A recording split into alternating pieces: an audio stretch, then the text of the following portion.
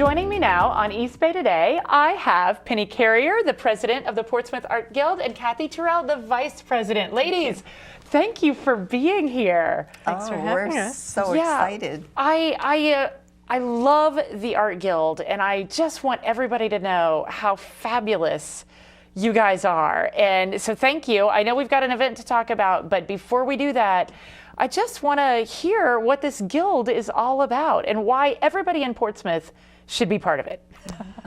Well, so that's a loaded question, but yeah, Penny, you want to tackle that? Yes, I would love to. First of all, I think sometimes people think of art guilds as being kind of stuffy and only for like these accomplished artists who've been creating art all their lives, and that could not be further from the truth. Yep. We want everyone to come and enjoy creating, enjoy the process. I mean, we are a welcoming, fun group, and it doesn't matter where you are on that journey. I have firsthand experience with this. I was actually just in my second class at the Art Guild with Kathy just yesterday, and I am a total newbie. Like, you know, at 54 years old, I'm just getting my paint set at Staples, right? And I could walk into this is the second class, and it is so welcoming, and everybody's like excited that I'm there and supportive and helpful, and it doesn't matter what the end product is. It's just about being with this fabulous community. That's right? So true. It is so zen. If you start on an art project, don't even think about what the end result is. Just enjoy the process, and you get into this like lovely zone. I call it meditation. Yes. It's just wonderful, and who doesn't need a little bit of that? Oh my gosh, right now we all, it's truly a mental health awesomeness. Like, if everybody could go do that, I mean, we'd all be a happier world if we could. And you know, time goes really fast. Kathy, you were just saying right before the show started, like you relate to that. It's just like you blink, right? 3 hours are gone and you don't even know that they've passed. But I think the support from the other students in the class is amazing. And everyone started at the beginning. So we really are excited when we have new people. Yeah, so it doesn't matter where you are on your journey. It does not. It doesn't. And there are some amazing artists, like really blown away, and you all put up shows in your space. Let's talk about where the space is, just in case people aren't familiar. I don't know how you miss it, but some people miss it. So yes, it's it's the church hall for St. Paul's Episcopal Church right here on East Main Road. Yeah, what are big landmarks if you were going to share? It's right across from the library. Yes. Okay, that's a good one. That's a good one. Yeah. I guess, you know, and St. Paul's Episcopal Church, it's that beautiful white church with the red door on East Main Road. Yes. If you're heading toward Very Clements quaint Market. and, Yeah. So, but you're not in the main church, so don't go into the sanctuary of the church. Go where? It's a little side building, which is the church hall. We do have a sign.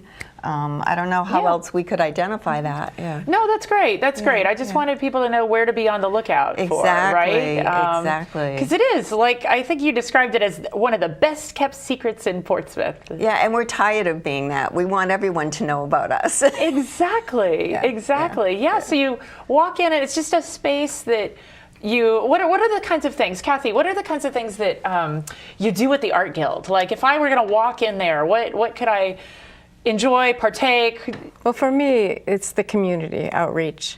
That's what I'm really passionate about. And well, tell me about that. What does that mean? Well, we have a show called The Emerging Artists, and it's all the students in Portsmouth that enter this from all the schools.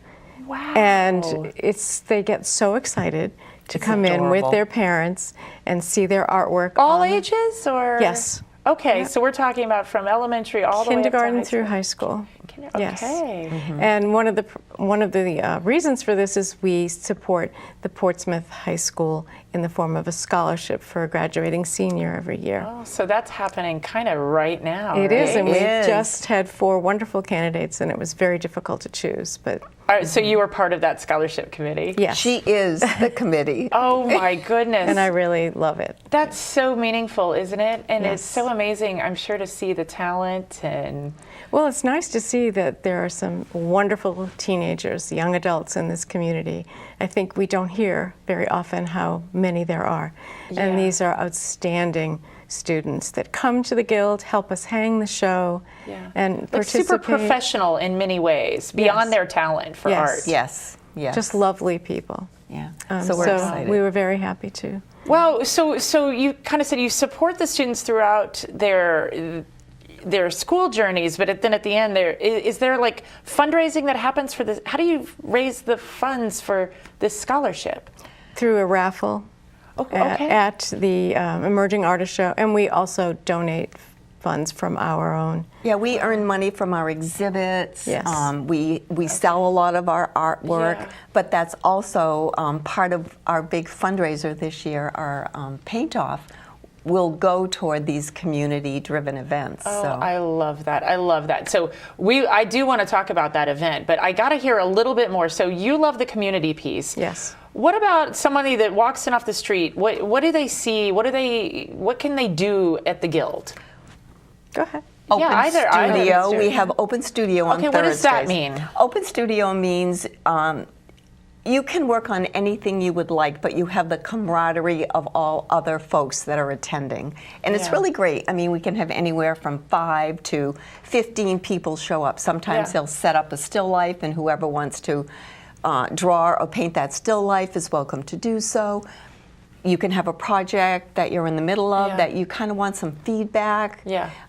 Or you can just come in and do something like our weekly challenge, which we post on our website. Yeah. You know, you can do anything you want. It's your journey, but you are in a circle of other folks who enjoy art. Well, I can certainly appreciate the appeal of that. In the limited bit that I've done these classes, I have really enjoyed the people in the classes and just enjoyed the energy and kind of the spirit in the room. It's really, it is fun, you know? So even though you could be at home doing your own thing, there's for me something about being there. Even if I really don't talk to anybody else, I'm there, and I'm, you know, you can kind of take a break and walk around and check out what somebody's doing. And we also have Tuesday evening plein air, which we do during the golden hour, and we post all of the locations on our website. One of our members, Wendy Barabee, is in charge of that. So that's another opportunity if people enjoy painting outside. Yes. We all and gather. as we go into summer, I guess it's Exactly. time. I will say, as a newbie, the idea of doing plein air, like how fast my paint's dry, I'm like, I don't know how I can even possibly do this outside. It's challenging. Other than it just sounds so fun. It is fun. Right? So I think you got to just go do it. And like you said, Penny, it doesn't matter what the end result is. No. It's like, it's the meditation, it's the enjoyment, it's the mental health. It really is a mental health thing. I think that other people can give you hints that it took them years to find out how to do this little technique, and someone showing it to you, and everyone is very generous about doing that, can elevate your work immediately. Exactly. So that group Yeah. is very important. Yeah, absolutely. All right, so we've got community, we've got open studio, we clearly have some classes. Lots of classes. Like, yes. and talk about like just the variety of classes, just off the top of your head. I mean, so I just participated in a color mixing that felt very nerdy and very scientific and awesome. But fun. Oh, totally fun. Yes. Like, those are good words for me. I don't mean to scare anybody about that, but like, it was really fun and super foundational. Like, the idea of, you know, everybody kind of knows that blue and yellow makes green, right? But what I didn't have an appreciation of is there's a blue that kind of leans toward violet and a blue that leans towards green, and same with the yellows. Yep. I just was like, oh my God, you can, like, it was just really cool, right? So there's that kind of class, right? And we also have a seaweed class, which is on the other end of the spectrum. What is that? Tell me about that. It's so cool. It's really cool. You're laughing. Yes. Yeah. It's very pretty. Truer words have not been spoken. Mary Jameson is actually a seaweed expert. She is an incredible artist, and she gives a workshop on how to create art with seaweed that she has collected. It's very cool. My husband took it and loved it. Wow. And he's not an artist. No, he's not. And he just Okay. thought it was the greatest thing. Yeah. Actually, he took it with our daughter-in-law, who loved it as well. And she has hers framed right on her mantle, so yeah. Oh, well, when is that happening? Soon, or is it 2 come and weeks. gone? It's, I think, May 31st, Saturday, right. Okay, super fun. There's a bookmaking class that is just incredible. Yes, you can make sketchbooks, homemade sketchbooks. We have colored pencil classes. I mean, we do a broad spectrum. As I was just in the space, people were saying how amazing the people you bring in, the instructors you bring in, Yes. are really top notch. They are. Like, We're the best you know, in the state. okay. We won't tell anybody that. Okay. No, but you know, Portsmouth, you think Portsmouth, little town or whatever, but like it's got you got some We are committed. big guns. Committed. Big guns. Yeah. Well, for sure. And everything also I've experienced is these instructors actually really love being in that space. They do. And They do. Or they love the group, or there's some, you know, There's love, a good love match energy. happening. Yes. It's a good energy. It really is. Yeah, Judy was just saying that, Judy Vilmain, who gave that class yesterday, was just saying how much she loves to come to the Guild Yeah. because Yeah. of the people. Oh, that's terrific. So somebody could also just walk in and enjoy the show that's on the walls. Yes. And, Yes. Yes. And, you know, possibly purchase art or get inspired. Or exhibit. Or exhibit. Yes. Yes. Yeah. They can exhibit. Anyone can exhibit. Anyone Yes, can. that's the key. We are different from many art communities because we don't jury our work for exclusion. We jury for prizes sometimes, but if you submit your work and it's on theme with our exhibit, we display it. Because we want to support everybody on their journey. That's our mission. We have I want to over, high five both of you right now because I think that's so important. It is. Right? we had over 106 entries this We had time. 117 Oh, sorry. actually. Wow. And you got all that in there? Like there were 100? There Yeah. was, yes. Not easy. And she and my husband are the people that The hangers, as they display. call us. Yeah. The yes. hangers. Sounds That's a big job. a little gory, doesn't it? The hangers. but- Yeah, right. Somebody's got to do it. Oh my goodness. Well, so as president and vice president, when did you all take these roles? Recently? Is it like a year role? Like, are you? We've both been on the board For a long couple time. of So I years. guess I'd love to just Yes. hear a little bit about the board and what you guys are. You know, we don't have to dive deep on joys and frustrations or anything, but like, what's been the evolution that you've experienced of this guild? Or is that too loaded a question? No, I don't think so. I mean, I really think it's grown immensely has, in the yes. last few years, and I think because we've finally come to the 21st century, and we have a lot of technology. We've improved our website. Yes. We electronically let people enter our exhibits. Everything is electronic. We've really made use of social media. So I think we're really trying to stretch our wings, and I feel that we have a lot of new people on the board that have specialties in these areas that have helped us grow. Well, very awesome. So let's shift gears and take a moment to talk about this event. So yes, we got to please. do it relatively quickly, but it's Okay. coming up. What's the date? It's June 16th, that's a Monday, from 5:30 to 9. It's at Ragged Island Brewery. Yeah. And we're going to think of Bob Ross meets the Great British Bake Off. We have 8 fabulous artists who have 90 minutes to create a masterpiece, and then they will be raffled off at the end of the evening. Oh, the ones that they're working on, right? yes, yes. Oh my goodness. And you can walk around and watch them paint. All right, so there will be food and drink and Yeah, we will have a food truck, the Bite food truck, and of course those wonderful craft beers, and always, soft drinks available, a kids table, yeah, and so a game family of friendly. It is. All It right. is. Kids are free. And all of this, all the money raised just goes to support the beautiful community outreach It and does. the classes It does. and everything. So, And our tickets are on our website, portsmoutharts.org. okay, we're going to send everybody there. Thank you. I so appreciate you both being here, and I hope you'll come back. I clearly could just go on and on and on. Well, So, we appreciate Penny, it. Thank you. You are wonderful. Thank you Kathy, so much. so much fun. Thank you. Thank you. All right. Joining me now on East Bay Today, I've got Heather Bishop from Lucy's Hearth. Heather, thank you for being here. I'm so excited to see you again. When you were last on the show, you were talking about you were the lucky, your organization was the lucky recipient of the Navy Chorister concert that they do, the holiday concert where they support a local charity, and you were it. And it was so exciting to hear what Lucy's Hearth does and how'd that all go for you? It was an amazing night. I would recommend that anyone go see their concert next year. We had such a great time. Now we also got a few minutes to share about Lucy's Hearth while we were there at the concert, and get some feedback from the community members on the work that we do. And we Amazing exposure. Yep, exactly. And we were able to get a few new donors through that, people that wanted to support Lucy's. Well, that's beautiful. You know, a lot of people don't even know what Lucy's Hearth is about. So why don't we start there for, this little segment that we've got here, where you can share with our viewers what is Lucy's Hearth? What do you do? So Lucy's Hearth is a family shelter located in Middletown. We have that facility there that has 15 units, so we can serve 15 families at a time, and that provides emergency shelter and transitional housing within it.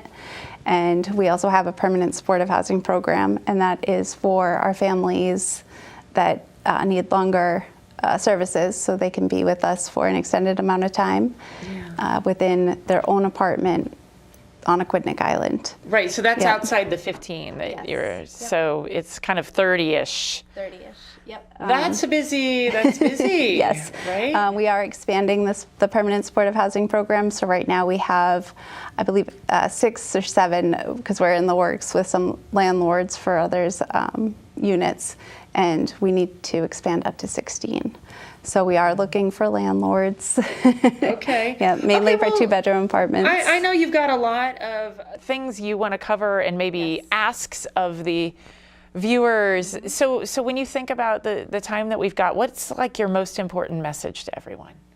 My most important message to everyone is that homelessness doesn't always look like what you imagine.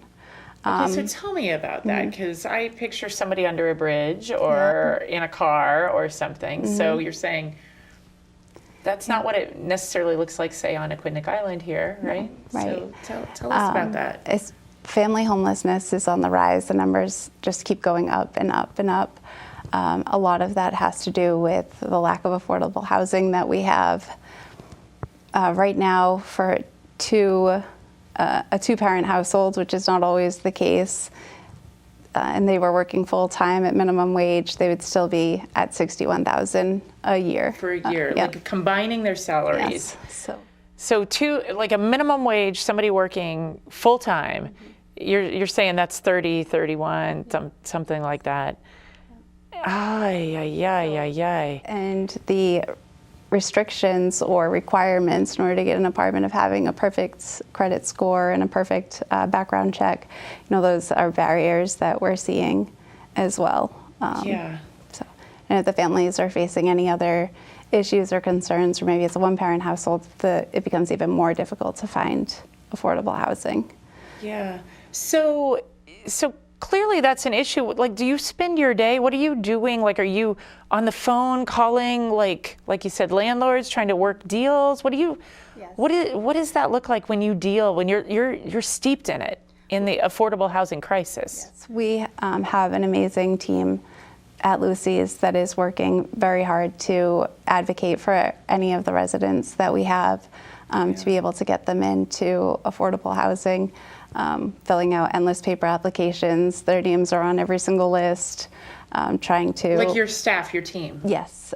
They're for the residents. They are filling out all those applications with the residents. Yeah. And just supporting them, like hand-holding a little bit, or what does it feel like? Is it like a counselor, a therapist, a guide? What's the vibe? We have a case manager who does it all.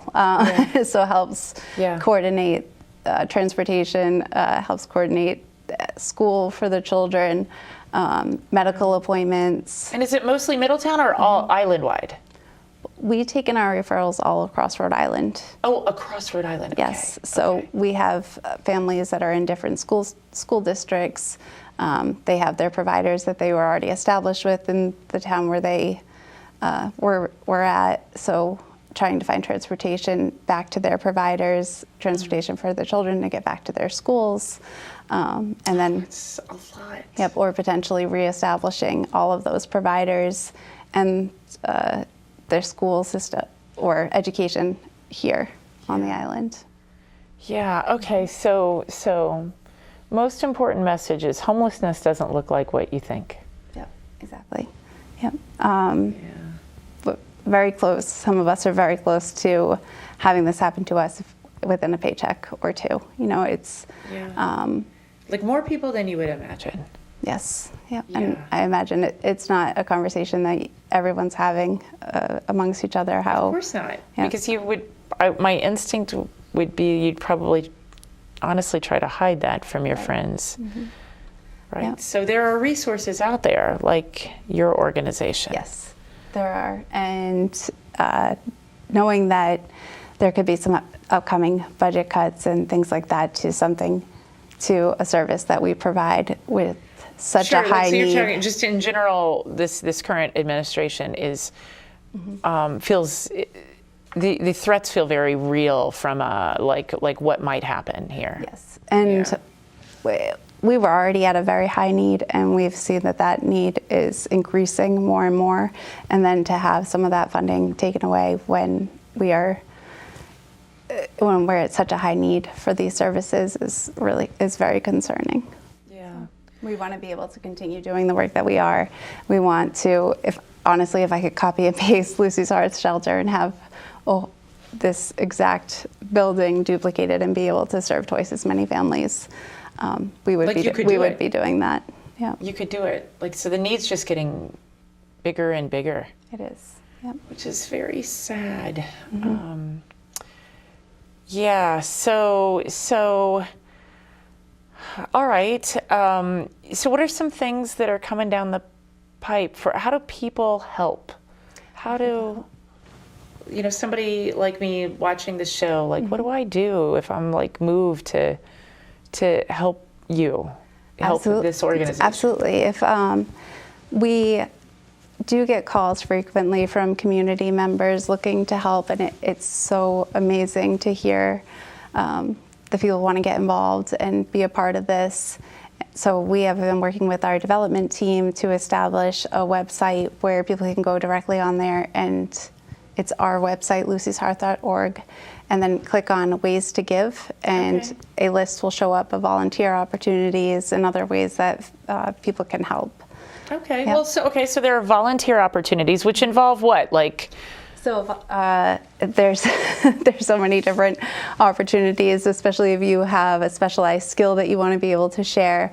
Or just recently, for Mother's Day, we have a salon that's coming in to help provide some pampering services for our moms, to be able to get their hair cut or do a blowout and get some braids in their hair. So just be able to make them feel special, because they're going through a difficult time right now. I can't even imagine. And be able to give them that day of pampering themselves. Do you call them clients? What do you call the folks that you're working with? Residents. Residents. So are the residents mostly, is it the whole family, like mom and dad, or is it more just the moms and the kids? Or We are a family shelter, and that's whatever family looks like to the you, families that however are you coming define in. it. Yeah, Yep, yeah. however you define it. Yeah. We have single moms, single dads, two-parent households. We Got have it. multi-generational families Okay. with grandma as well. All right. All right. Well, so back to the volunteering. So somebody could come and, help with that. What about giving things like, I'm going to say, toiletries, clothes, furniture, that kind of thing? Yes. Is that something that... Yep, absolutely. We accept donations from the community. That we are looking for furniture right now, and there's a link on that website too for anyone who has gently used or in really good condition furniture that they're able to provide. Yeah. They go on that website, fill out the form, and then someone will contact them. Yeah. What we'd like to do is wait for the family to be moving on to permanent housing, so it's a straight shot right so from. you're not moving a couch 3,000 places. Yes. We have a storage facility, but it's small. It fills up extremely quickly. Of course. Yeah. Of course. Yeah. Wow. All right. Well, that's cool. And oh my goodness. Well, it sounds. What does your day look like when you? What's a typical day for you look like? Typical day. I come in. We have a morning meeting with our team. We discuss any concerns that have happened the evening before. That are usually related to whatever situation a family's in or Yes. multiple families are in. Okay. Yep. Yeah. And with 15 families, There's no end. living where we work, and we work where they live. So Yeah. it's an interesting dynamic, and we always want to make sure that we're providing a safe environment for everyone that is there. So if anything comes up the evening before, we address it, make a plan on how to best handle it. Yeah. And then we go into morning goals, and that's the families come down and write out their plan for the day. Okay.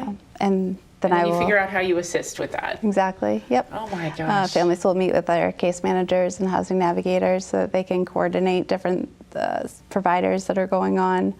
We usually have workshops that come in. Legal aid has come in. We're working with Circle of Parents through family care community partnerships through Child and Family. Yeah. They'll come in and host a parents group. Yeah. And they usually bring snacks, so.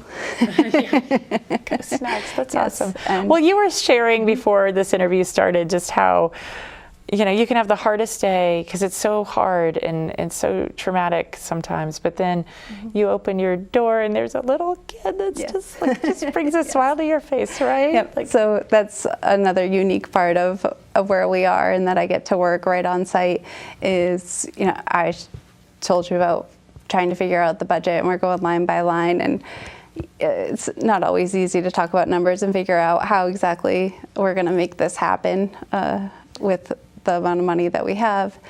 And that's an hour-long meeting. I come out of that kind of drained, and there's an adorable baby right there, smiling, so happy. That's why I do this work. Yes, of course. Oh my God, Yep.